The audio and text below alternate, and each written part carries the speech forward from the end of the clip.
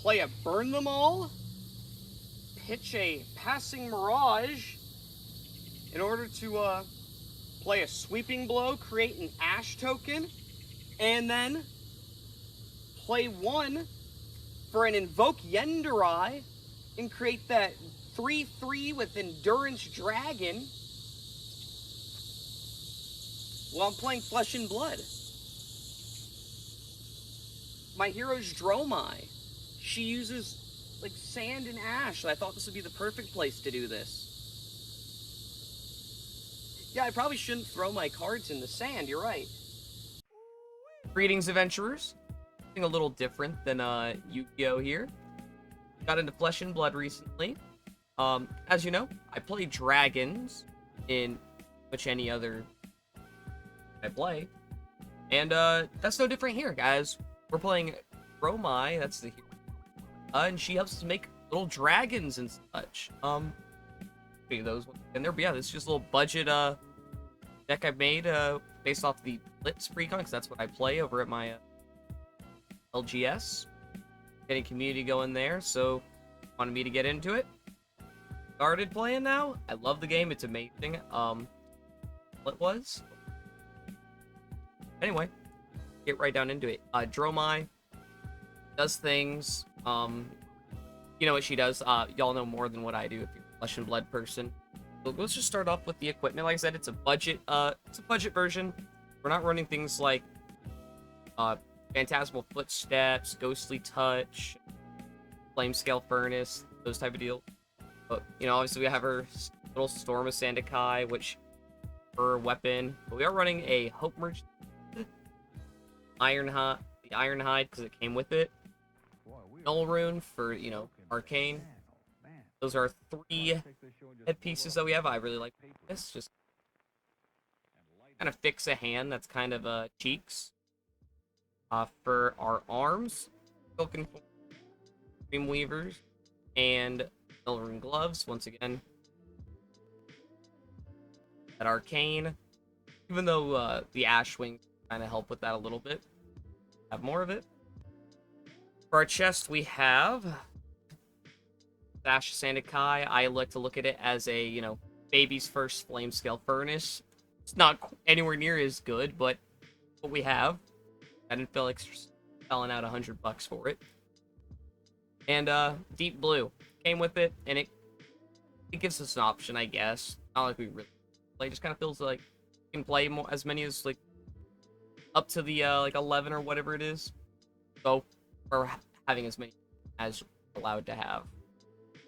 You know, just the lots. And then for legs, we have Ironhide because it came with it, and it, you know, it's fine. But Silent Stilettos. Yeah! We like it. I'm not spending a ton of money on Phantasmal Footsteps, so woohoo. Didn't realize how budget this game was. I originally wasn't going to play it because when I first started seeing things for it, it was a bit expensive, I thought. But yeah, I just decided to get a Blitz deck, and I figured, if I like it, I'll spend money on it. And yeah, I learned really quickly that it doesn't have to be that expensive. That the game actually does pretty good about having a budget replacement card. Yeah, whether or not it's intentional or it's a card something that does. It works out, and I like it. So, onto the main deck, though, here. I guess here I am using Yu-Gi-Oh! Terms. Onto our deck that isn't our equipment or our hero. Playing Red Dunebreaker, 2 red Skittering Sands. Then I'm running 2 blue and 2 red Rake the Embers. We're also doing the same there for Sweeping Blow and Billowing Mirage. As far as just kind of like helping us get into that whole playing, you know, our dragons, getting Ash generate. That's kind of that package, suite, whatever you want to call it. I'm learning terms what y'all call things in Fab. So onto our why we play this deck and what's cool stuff that works with our Burn Them All here. Getting to, you know, deal some you know, damage when we have dragons, do some attacking and whatnot. We're doing Dromai, 2 Miragai, 2 Yenderai, 2 Caloria, 1 Vincerikai, a Dominia, and Tomai for our dragons. I am also probably planning on adding, what's it called? Oh, Asvalai, the other zero cost dragon, and maybe invoke Dracona Optima. Those are in the mail right now, but they're just coming in just so I have them, so I don't have to worry about it. But Asvalai's probably gonna get a spot in here because, you know, arcane damage, kind of nice. That's it for our dragons, though. Next is just kind of a little more that helps us play with our strategy, or just an option for damage and such, you know, which is 2 Spears of Fealty, 5, so, you know, kind of, they don't want to take some damage. You know, kind of like a nice little, I guess you could say, break point there, but like 5, you know, got to spend 2 cards, really, if you want to block it, or if it's a deck that mostly has 2 cards even. That's pretty nice. It's got Go Again. Unfortunately, like everything else, it's Phantasm. But I mean, at that point, it's a 5. They're probably blocking it. They're not going to block with that much. Or I mean, at that point, they might as well, and it'll just die. But why would they? But anyway, we got Go Again on it, so no Sonic Dragon, we can kind of still getting our dragons going and doing things. Action point. Being a 3 block's nice. It came with it, so it's like, I'll keep it in, keeps the price low. I'm playing a Pure Reality. And then 2 Passing Mirage, kind of just have to have those, I feel like, in this. Otherwise, you're kind of dying. That is that for just non-dragon, but kind of works with it's like a synergy to the strategy. The rest of it is just our 6 I guess you had to call like defensive cards, kind of. Rocking 2 Sigil of Solace, 2 Oasis Respite, and Respite, whatever. And then 2 Sink Below, being a, you know, 4 block, and it's pretty nice, preventing 4 gain 3 life, I mean.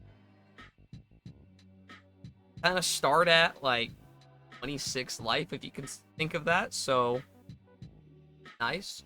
Blocks 4, which is good. Oh, yeah, overall. I do plan on doing some more to this deck as I play it out. I haven't been able to play too much with it, just because, like I said, the community over here is a little small, but slowly growing it seems.